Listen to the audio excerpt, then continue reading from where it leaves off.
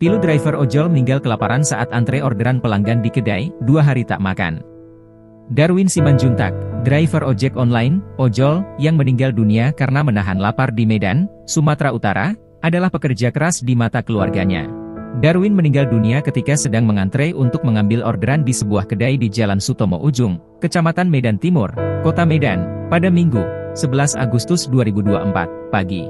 Diketahui, Darwin jatuh tersungkur setelah menahan lapar tidak makan selama 2 hari karena tidak memiliki uang untuk membeli makanan. Kabar meninggalnya Darwin ini membuat sang kakak, Desman Simanjuntak terkejut.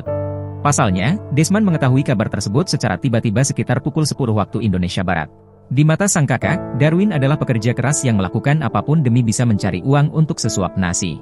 Desman bercerita, Darwin Simanjuntak pernah bekerja di Jakarta bersama keluarganya. Sejak kembali ke kota Medan, Darwin Simanjuntak pun bekerja serabutan demi memenuhi kebutuhan hidup. Pekerjaan Darwin sebagai driver ojol pun tidak diketahui pasti oleh sang kakak. Selain itu, kata Desman, Darwin juga memiliki penyakit tertentu. Darwin belum menikah dan tinggal seorang diri di rumah peninggalan orang tuanya. Download Tribun X sekarang, menghadirkan lokal menjadi Indonesia.